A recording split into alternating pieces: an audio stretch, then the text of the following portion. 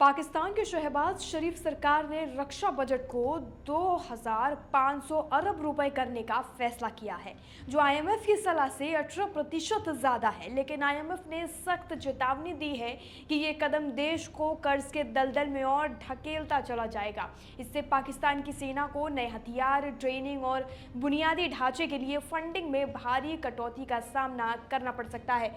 आखिर आईएमएफ ने पाकिस्तान पर कौन सी 11 शर्तें थोपी है और ये चेतावनी क्यों इतनी गंभीर है, चलिए जानते हैं सभी सवालों के जवाब और सब कुछ इस वीडियो में। सबसे पहले बात कर लेते हैं रक्षा बजट का मुद्दा और नुकसान पाकिस्तान को क्या झेलना पड़ सकता है। आईएमएफ की ताजा रिपोर्ट के मुताबिक पाकिस्तान का रक्षा बजट 2025 से लेकर 26 के लिए 2,414 अरब रुपए होना चाहिए था, जो पिछले साल से 12% अब ज्यादा है।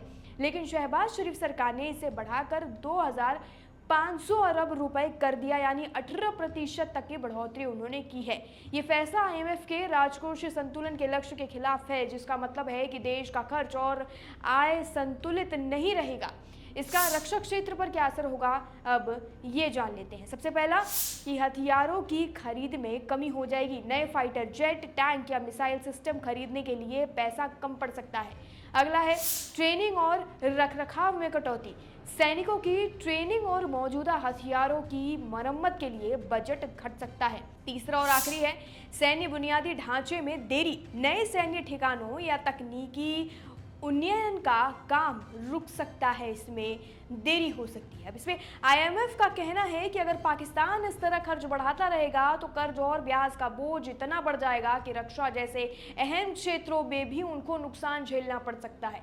आईएमएफ की चेतावनी क्या है, अब हम ये जान लेते हैं। आईएमएफ ने पाकिस्तान को साफ चेतावनी दी है कि अगर वे अपने खर्च और आय को संतुलित नहीं करता तो $7 अरब के बेल आउट लोन को खतरा हो सकता है।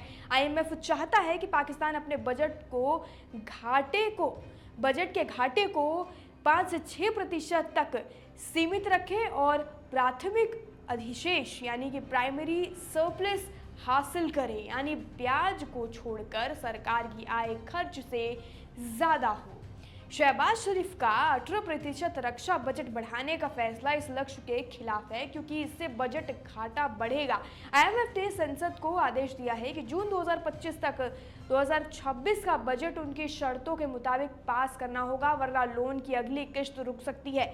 इसका मतलब है कि पाकिस्तान को और सख्त आर्थिक कदम उठाने पड़ेंगे, जैसे टैक्स बढ़ाना और सब्सिडी घटाना। आईएमएफ की 11 नई शर्तें क्या हैं, अब ये जान लेते हैं। आईएमएफ ने पाकिस्तान के लिए 11 नई शर्तें जोड़ी हैं, जो 2025 से 26 के 17.6 ट्रिलियन रुपए के बजट को लागू करने के लिए जरूरी हैं। ये शर्तें हैं, सबसे पहली है बजट की मंजूरी। 17.6 ट्रिलियन रुपए का बजट जून 2025 तक संसद से पास करना होगा। दूसरा, बिजली पर सरचार्ज, बिजली बिलों पर ज्यादा टैक्स लगाना, जिससे जनता पर बोझ बढ़ेगा। तीसरा, पुरानी कारों का आयात, 3 साल पुरानी कारों के आयात की सीमा को बढ़ाकर अब 5 साल करेंगे। चौथा, कृषि आयकर, प्रांतों को जून 2025 तक नया कृषि आयकर कानून लागू करना होगा। पांचवा, ऊर्जा क्षेत्र में सुधार, बिजली टैरिफ को हर साल 1 जुलाई तक और गैस टैरिफ को हर साल 6 महीने में समायोजित करना होगा। छठा है ऋण सेवा सरचार्ज हटाना, बिजली बिलों पर 3.21 रुपए प्रति यूनिट का सरचार्ज जून 2025 तक हटाना होगा। सातवां, विशेष टेक जोन 2035 तक टेक जोन और इंडस्ट्रियल पार्कों की छूट को धीरे धीरे खत्म करने का रोड मैप बनाना है। आठवां है गवर्नेंस प्लान, आईएमएफ के डायग्नोस्टिक मूल्यांकन के आधार पर शासन सुधार की योजना बनाना। नौवां, वित्तीय रणनीति 2027 के बाद की वित्तीय रणनीति साल के आखिर तक तैयार करना।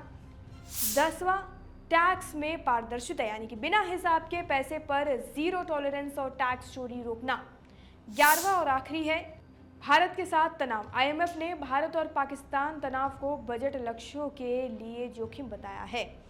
अगर ऐसा होता है तो उनकी मुसीबत और बढ़ सकती है। इन शर्तों का मकसद पाकिस्तान की अर्थव्यवस्था को स्थिर करना है, लेकिन ये जनता और सरकार दोनों के लिए एक मुश्किल बढ़ाने वाला काम है। मुश्किल बढ़ सकती है। आईएमएफ की ये चेतावनी और शर्तें पाकिस्तान के लिए एक बड़ा अलार्म है। अगर सरकार ने रक्षा बजट को 18% बढ़ाने का फैसला नहीं बदला तो न सिर्फ लोन की किश्त रुक सकती है बल्कि देश की अर्थव्यवस्था और गहरे संकट में फंस सकती है। इससे सेना की ताकत कमजोर हो सकती है क्योंकि नए हथियार और ट्रेनिंग के लिए पैसा नहीं बचेगा। साथ ही बिजली और टैक्स में बढ़ोतरी से जनता पर बोझ बढ़ेगा। पाकिस्तान को अब ये तय करना है कि वे IMF की शर्तें मानेगा या अपने रक्षा खर्च को प्राथमिकता देगा। लेकिन इतना साफ है कि अगर संतुलन नहीं बनाया गया तो रक्षा और अर्थव्यवस्था दोनों को नुकसान हो सकता है। फिलहाल के लिए इस वीडियो में इतना ही। बाकी जानकारी के लिए और अपडेट के लिए देश दुनिया से जुड़ी सभी खबरों के लिए जुड़े रहिए और देखते रहिए लोकमत हिंदी।